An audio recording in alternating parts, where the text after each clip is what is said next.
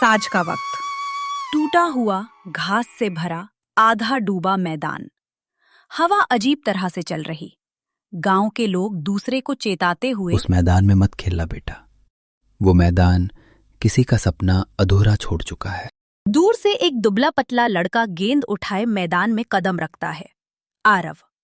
हवा अचानक तेज चलने लगती है। गेंद उसके हाथ से फिसलकर दूर चली जाती है।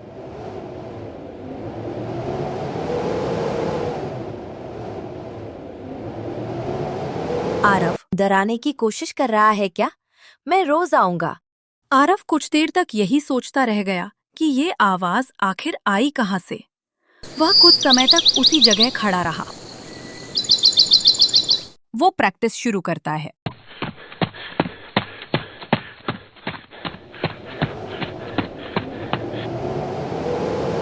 मैदान का गुस्सा। आरव जैसे ही गोल पर शॉट मारता है, हवा का तेज झोंका, गेंद पोस्ट से बाहर। दूसरा शॉट, घास में अचानक उभार, गेंद रुक गई। तीसरा शॉट, जाल फट जाता है और गेंद पीछे निकल जाती है।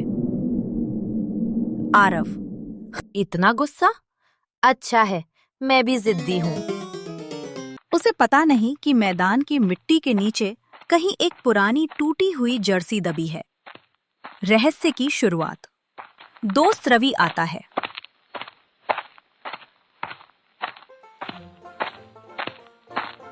रवि। तू यहाँ क्यों आता है? सब कहते हैं इस मैदान में किसी खिलाड़ी की आत्मा फंसी है। तो क्या, अगर उसका सपना अधूरा रह गया है, मैं पूरा करूंगा। माँ कहती है कि किसी का सपना पूरा करना एक बहुत बड़ा पुण्य का कार्य होता है। आरव रोज आता है। रोज मैदान उसे रोकने की कोशिश करता है।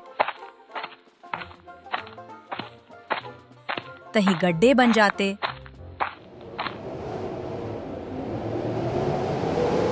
कभी हवा तेज, कभी गेंद अपने आप वापस लुढ़क जाती। लेकिन लड़का हार नहीं मानता। कोच का खुलासा।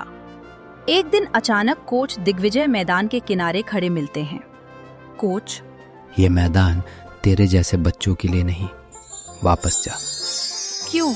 मैदान तो सबका होता है सर। आप मुझे इस ग्राउंड से जबरदस्ती नहीं निकाल सकते। मैं नहीं जाऊंगा।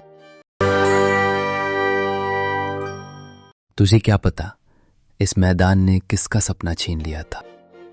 कोच आरव की आंखों में देखता है और आरव को बेचैनी होने लगती है। आरव डर कर चुप हो जाता है। लेकिन रात को कोच अकेले मैदान में आते हैं। हवा रुक जाती है, सब शांत। कोच जमीन छूकर फुसफुसाते हैं। मैं वापस आ गया आर्यन। यही खुलासा होता है। आर्यन उनका बेटा था, एक प्रतिभाशाली फुटबॉलर जिसका सपना इसी मैदान में टूटा था। आरव को सच पता चलता है। अगले दिन बारिश के बाद मिट्टी धुल जाती है और आरव को जर्सी का टुकड़ा मिलता है।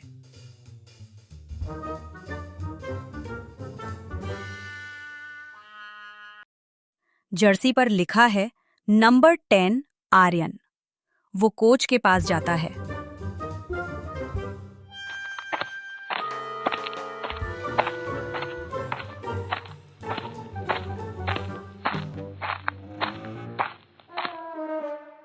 आरव।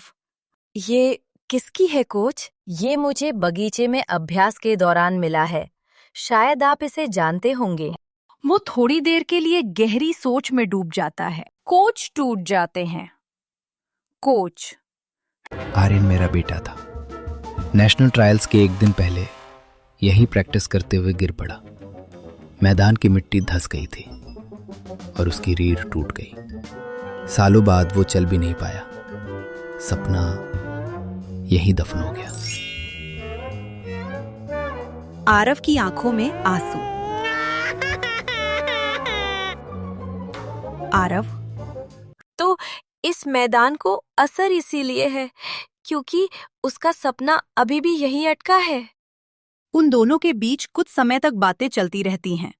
कोच चुप रहते हैं। आर्यन का सपना जीवित होता है। आरव कोच से कहता है, कोच, मैं आर्यन भैया का सपना पूरा करूंगा। आप मुझे ट्रेन कीजिए, चाहे ये मैदान मुझे रोके या गिराए। कोच उसे देखकर कहते हैं, अगर मैदान तुझे रोकता है तो इसका मतलब है कि वो तुझे परख रहा है। तेज बारिश शुरू हो जाती है। आसमान मानो गुस्से में गरज रहा हो। लेकिन आरव अब हार मानने वालों में से नहीं था। वो भीगते हुए मैदान के बीच खड़ा रहा। दृढ़ नजरें, भीगी मिट्टी और धड़कनों में जलता हुआ जज्बा। उसने दिन रात एक कर दिया। हर सुबह सूरज से पहले उठता और हर रात थककर चूर होने तक अभ्यास करता। पूरा मैदान उसका घर बन गया था और मेहनत उसकी पहचान। मैदान धीरे धीरे शांत होने लगता है। जाल खुद ब खुद कम हिलता है। हवा कम चलती है, जैसे मैदान उसे स्वीकार कर रहा हो। सुबह की हल्की ठंडी हवा में अभ्यास करते हुए आरव ने गहरी सांस ली। उसके मन में सिर्फ एक ही बात घूम रही थी, ये मेरे पास आखिरी मौका है आर्यन का सपना पूरा करने का। उसकी आंखों में दृढ़ता साफ चमक रही थी और कदमों में पहले से ज्यादा ताकत। आज से आरव सिर्फ अपने लिए नहीं, आर्यन के लिए भी लड़ रहा था। अगले ही दिन मैच शुरू होने वाला था। वो धीरे धीरे वहां से निकल गया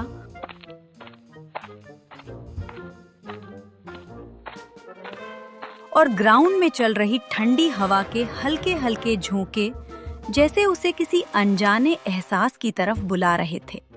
बड़ा मैच, डिस्ट्रिक्ट ट्रायल्स। ट्रायल का दिन।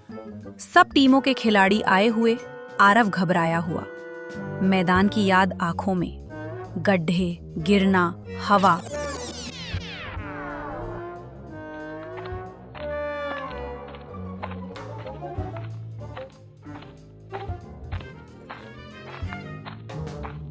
कोच उसकी पीठ थपथपाते हैं। कोच, डरना मत, आज आर्यन तेरे साथ खेल रहा होगा। हेलो दोस्तों, तैयार हो जाओ क्योंकि आज हमारे जिले में शुरू होने जा रहा है इस साल का सबसे बड़ा और सबसे धमाकेदार टूर्नामेंट। जी हाँ, पूरे जिले के बेहतरीन और धाकर खिलाड़ी यहाँ मैदान में उतरने वाले हैं और आज का दिन बनने वाला है इतिहास।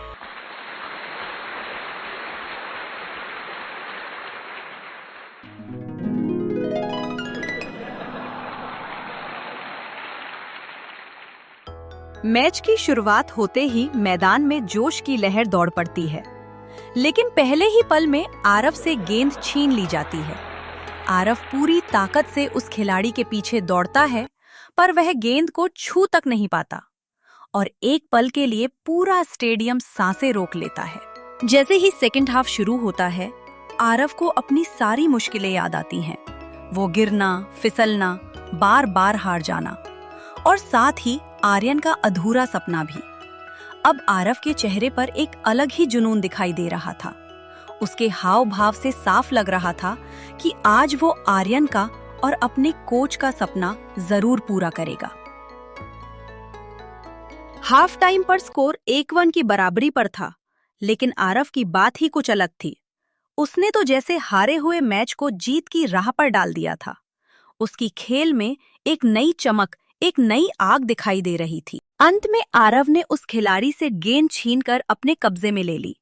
फिर उसने ऐसी जबरदस्त किक लगाई कि गेंद गोलकीपर की पकड़ से ऊपर उठती हुई सीधी जाल में जा घुसी।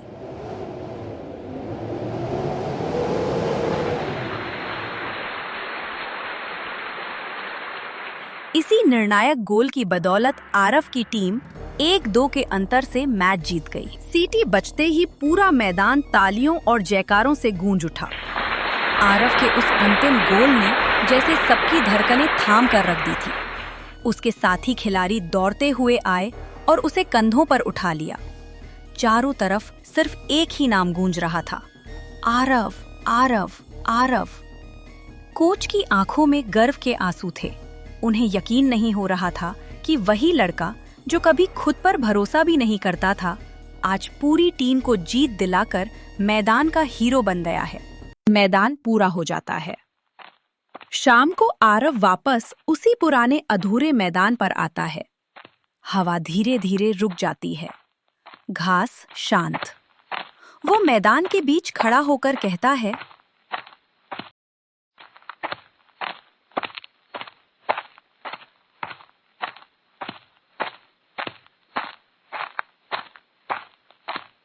आज ये मैदान पूरा हो गया। कैमरा ऊपर उठता है और आवाज आती है, हर अधूरा सपना बस एक बहादुर खिलाड़ी का इंतजार करता है।